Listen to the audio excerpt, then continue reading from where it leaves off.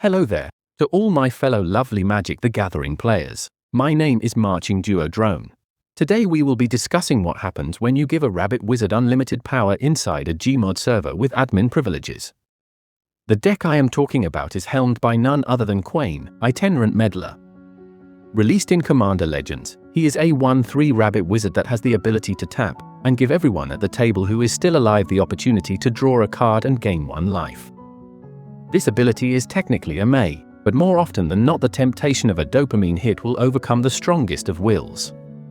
So, you might be thinking one of two things, the first being, "Oh my science, this is a group hug deck. My playgroup will find this so funny and wholesome chungus." Or perhaps you might say, "Wow, Azorius control with no win con, how original. Anyways, here's my totally original Your Dragon and Atraxa deck." Well, suffice to say, neither of these things are true. You see, this commander does two things exceptionally well, draws cards and gains life, and the deck cranks those things up to 11 and goes all gas no brakes. The deck includes themes such as forcing your opponents to draw too many cards, gain ridiculous bursts of life, and summon an army of horses that would make Mr. Hands blush. Now, before going into the specifics of the deck and all its inner machinations, I'd like to give a few disclaimers. Yes, this deck contains expensive cards, but unfortunately for Hasbro, there exists a legendary artifact called a printer, which allows one to circumvent putting money into their lavish coffers. Secondly, this deck may end up causing some players to become very angry for having the audacity to interrupt their game of solitaire, and in assault-induced rage, might point to you having game changes as to why you are winning. Don't worry, I will offer alternatives and replacements if these ever become an issue, but hopefully your table will allow it from the get-go, as they should. Now, with the preamble out of the way, let's dive into the deck. Firstly, we have the ramp package, including mana rocks such as Arcane Signet, Fellwar Stone, Talisman of Progress, Thought Vessel, and Decanter of Endless Water. A few non-rock inclusions of the ramp are Walking Atlas, Oath of Lieges, a bit of symmetrical catch-up ramp, and Smothering Tithe to tax the peasants for your generosity. Now, for the juicy part, the draw package special for the whole table. We have Minds Aglow and Prosperity, both of which are hilarious with the aforementioned Smothering Tithe on the table. Howling Mine, Kami of the Crescent Moon, and Font of Mythos, all of which force your opponents to draw cards if they choose not to take the draw off your commander. Political and one-shot draws in the forms of Tempt with Bunnies, Windfall, and Oath of Scholars. Scrawling Crawler, Consecrated Sphinx, and Fairy Mastermind are here to punish those greedy players for drawing too much. Library of Leng to give us no max hand size while preventing any forced discard shenanigans. Finally, the all-stars of the deck, Forced Fruition, and Lonesomely, Seagate Restoration. Moving on to the life gain package, because just drawing an obscene amount of cards isn't enough to piss off your opponents. We have the power couple of Confessor and Soul Warden, as well as their token-hating twin Suture Priest, which will undoubtedly get you banned from playing against any Elf Ball deck. We've of course got the once banned, funny PP joke of Ivory Tower, along with the life gain death cannon of Aetherflux Reservoir. We will be slotting in both the one-shot life gain spell of Gerard's Wisdom, as well as the magical healing shark of Shabraz the Sky Shark. Finally, we will be looking to cast Test of Endurance when our herbal tea gains are too much for our opponents to handle.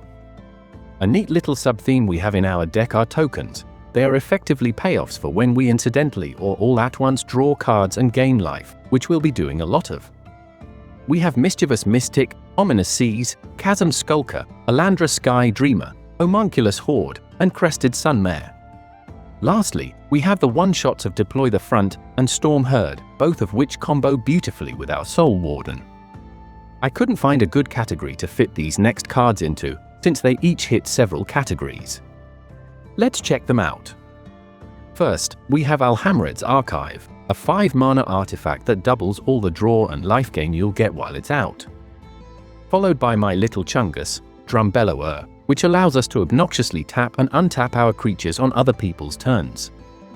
And finally, Clever Impersonator and Mirrorweave, both of which when played right, can lead to some hilarious blowouts with cloning effects. Accumulating so many cards and life will draw the ire of the astute players at the table, which is why for protection we are going to be running cards like Fog Bank, Ghostly Prison, and Propaganda. We also have cards like Tidal Barracuda, which may allow your opponents to have fun on other people's turns. It conveniently does not allow them to have fun on yours. If all else fails, we have Flare of Fortitude, effectively a one-turn Teferi's protection in case you really need out of a bind. A mix of counterspells goes a long way in protecting yourself from danger. I've included cards like An Offer You Can't Refuse, Swan Song, Reprieve, Fierce Guardianship, Miscast, and Sudden Substitution.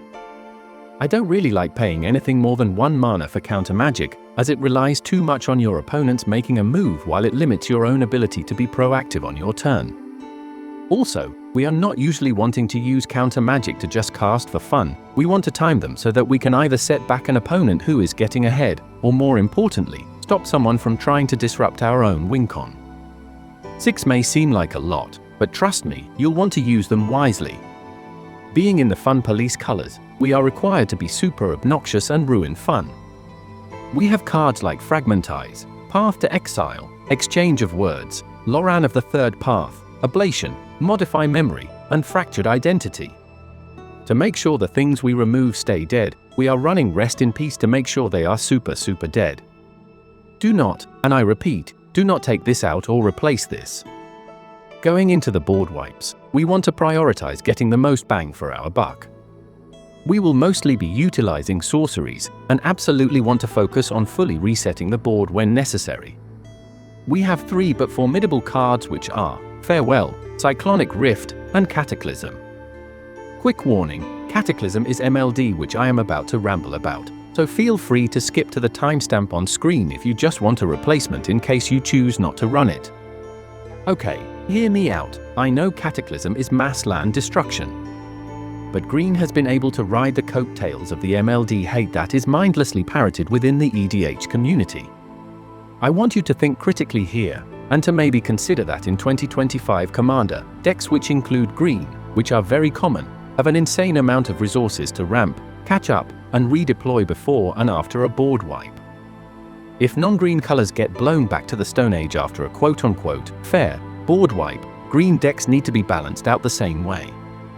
All in all, I think this is fair, and really doesn't set the game back that far since you're drawing the table so many cards. Okay, ramble over. If you're still unconvinced and want a safe option, run Tragic Arrogance. It allows for a similar effect without being MLD, while giving you control in picking what stays. As for the lands, we have a nice set of 10 islands and 10 plains for our basics. A Darker Wastes, Command Tower, Deserted Beach, Flood Farm Verge, Glacial Fortress, Hallowed Fountain, Mystic Gate, Nimbus Maze, Port Town, Prairie Stream, Sea of Clouds, and Tundra all make up our dual-color non-basics. Rounding up the utility lands, we have Homeward Path, in case we need to give people's creatures back, Reliquary Tower, for no max hand size, and Terrain Generator, for that last bit of ramp. Now, for the optional replacements to turn this wholesome Chungus deck down in power level from a 4 to a 3. Just as a note, as of recording, Bracket 3 decks, the most common bracket, are allowed to have up to 3 game changes, but no mass land destruction, which is why we will have to replace Cataclysm with Tragic Arrogance as we mentioned earlier. Adjusting some of our game changes starting with Smothering Tithe, we can make the swap over to Smuggler's Share. Cyclonic Rift can move over for Flood of Tears. Finally, Fierce Guardianship can fittingly be folded with either Foil or Flare of Denial. There are a series of cards that synergize with one another, but there are no outright 2-card combos in the deck. There will be conditions you'll have to meet, board states you'll need to maintain, and pieces you'll need to pull together for a win, but there are no outright 2-card I win cards present. I don't really like brackets. I think they're very flawed and Rule 0 just works better, but I understand they're still testing it out, and it's only a work in progress. That just about covers the deck. Well, just about. You may have noticed I did not include Sol Ring or Rhystic Study. What gives? Well, I'll tell you why.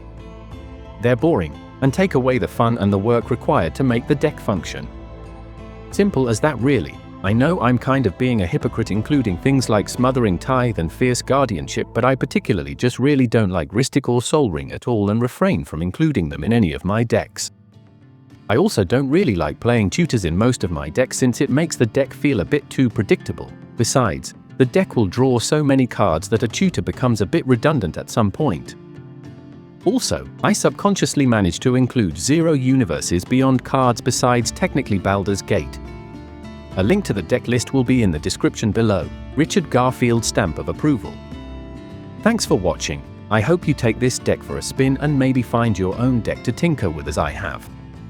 This is one of my favorite decks, as I find the most fun you can have playing Magic is within actually interacting with the table. Anyways, that's all I've got for you today. In case someone hasn't told you today, you are loved, you are important to the world, and your voice matters.